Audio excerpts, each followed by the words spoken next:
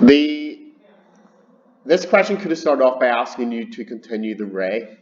Could have been even harder, to be honest.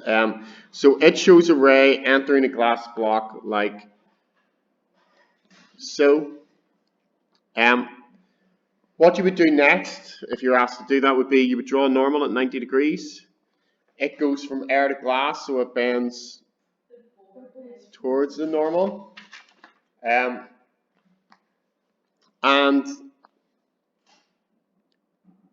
comes to the other side.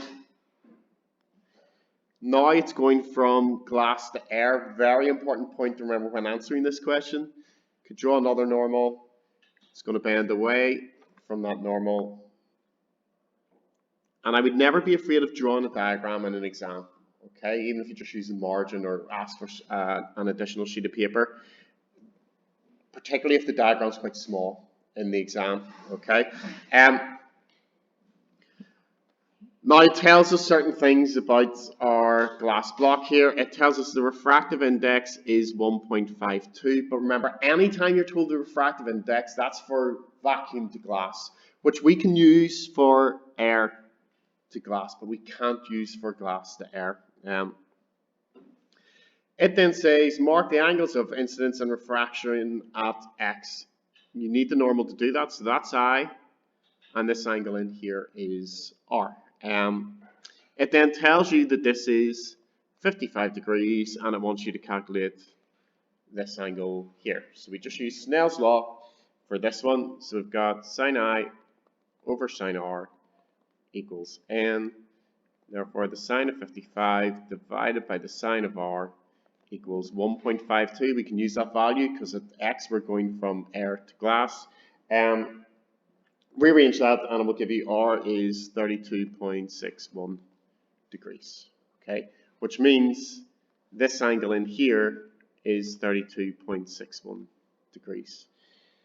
The next part of the question, however, then tells us that this angle up here is 60. And it says using your calculated value for the angle of refraction at x, obtain the angle of incidence at y. Okay, so what we have to do here is a little geometry. Okay, so we know that that angle there is 90 degrees. If this one is 32.61, 90 minus the 32.61 gives you that the angle in here is 57.39 degrees. All the angles of a triangle add up to 180, so we can find this angle in here by doing 180 minus the 60 minus the 57.39, and that gives us that this is 62.61.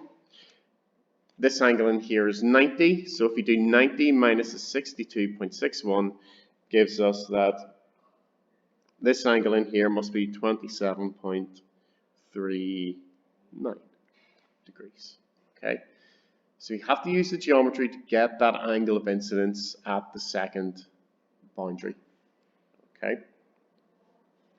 Then what we can do is we can use that to work out the angle of refraction at y. So if this is y here, at y,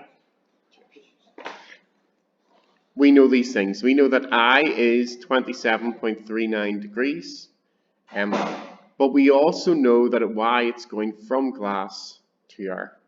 And we know that the refractive index from glass to air is 1 over the refractive index of air to glass.